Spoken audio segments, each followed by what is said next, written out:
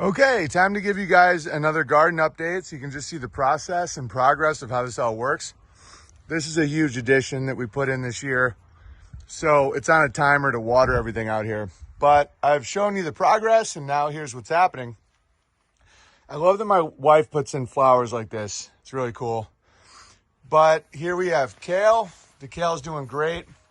The lettuce is doing great. The spinach is bolting. What that means is it's so hot right now that it goes to seed. So we can still eat it, but it's bolting. It's literally like running away from the ground. It's hilarious. I love that my wife put stuff like that in there. I love that. All right, and you can see what's going on here. Over here we have broccoli bolting a little bit. Broccoli's a little hard when you have hot weather like we do. The garlic way over here is crushing. As you can see, the grapevines are doing great. Garlic, strawberries are coming in. So carrots are coming in, celery's coming in. Everything's just steadily growing. And I'll show you what we got going on in the greenhouse. As you can see, the potatoes are crushing. That's the best potato yield we've ever had. And you can eat these flowers. I don't remember what they're called, but Amy loves growing them. I'm gonna eat some. So we have two different types of kale. That was the spinach that we harvested, and now we're gonna put in carrots because you can eat those all year round. So we can have that in February. Those can be filled with carrots from the year, and they just stay in the ground and we just pull them up. As you can see, the peas have done incredibly well this year. They've hit pretty much their peak. I mean, I'm 6'8", so you can imagine how big these plants are, and they taste awesome. Amy was telling me that it's the best we've ever done with beans. The beans are absolutely crushing, and the tomatoes are soon to be popping. You guys remember how small those plants were? We started these all from seed inside in the winter, or not the, like February, March. Grew them from seed, then you have them be little start plants. Then you put them out here. They require a lot of water. That's why we have these watering things up here, the water system. These are solar power lights. It's just really cool at night. So our tomato harvest is gonna be massive this year. And that's gonna be enough where we can make tomato paste, tomato sauce, marinara, all that. And this is a huge addition. We used an excavator to dig out all of our animal manure, and that's all like the best soil you can have from the 3.5 years we've been here, or 3 years we've been here, of animal manure just breaking down. That's more recent, so that needs to break down more. And then that's all the goat stuff. This is the green breaking down, and then you combine it all. You get some chicken manure is real hot, so it needs to decompose for a while.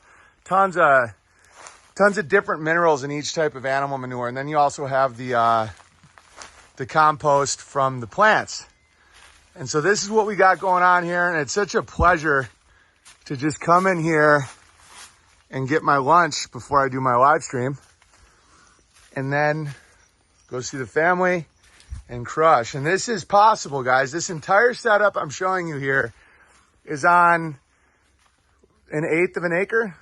1/4 of an acre, this whole thing, and so it was $6 grand for this, which is a phenomenal deal, but it was completely unassembled. And I had to build all this with one other guy, but it took me maybe 200 hours. I had to dig all that, put the cement in, do all the measurements, do all the screws, and then go up there and do all that. It was really hard to keep aligned.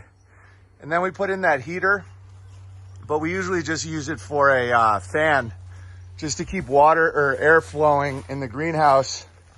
And the greenhouse is important in North Idaho because sometimes we can have a very, very late winter. And so this just gives us an 8-12 week head start.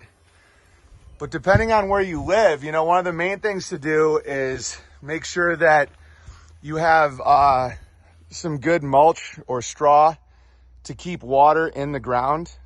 As they say, the soil is like a woman. It doesn't like to be exposed, or it feels like a whore. And then over here we have our mature fruit trees. And this is gonna be absolutely loaded with pears. See, those are already coming in. That's gonna be bushels and bushels of pears. And then here we have the Asian pears. I love that Asian pear tree right off the little cabin. I planted this Asian pear tree this year. One of the main reasons I plant all these new trees is because I want to just give it as many pollinators as I can. And then I planted more cherry trees, another apple tree, plum trees over here. And then for protein, we have all these dairy cows. That's an interesting tree. You can't eat the fruit on that, but it brings a lot of really cool birds. I really like birds. That's a epic cherry tree. This split a while ago, but we've just kept it together. And the fruit of this tree is crushing. I put in plum tree, apple tree. These are Honeycrisp apples. And then from the spring, summer, fall, I haven't had to get these animals any hay. We just keep rotating the pastures, let it grow a little bit. You know, we have 2 cows and milk, and then they each have a calf. And then we have a few alpacas and some goats. And then on the other side, we have our dairy goats. And that's our setup, and it's pretty self-sufficient at this point. So one of the cool things about these animals is they give you the Jersey A2 milk, and we make butter, cheese, cream, everything. I mean, we're getting 4.5 gallons a day from just those 2. And I buy grain for them to eat while I milk them. But other than that, the winter, it does get a little pricey to keep them in hay. It can get intense. So I'm not recommending anyone just jump into cows, because there is a huge amount of expenses when it comes to fencing, giant water things, all that. Nigerian goats are way easier. But these guys also make us soil, like tremendous amounts of soil.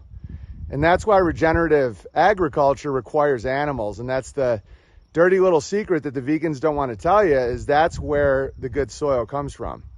The alpacas don't really do much for us. We have wool, but we don't really spin it. We try sometimes, but it's very time consuming for like a hat. But they're funny and we like them, and they have really good manure. And then the male goats are over here. That's Chad and Achilles, and then Fang. And then the new one we haven't really named yet. I just name him different things every day. Sometimes I just call him a little piece of shit because he's such a little asshole. But that's our setup. All right, I'll see you guys later.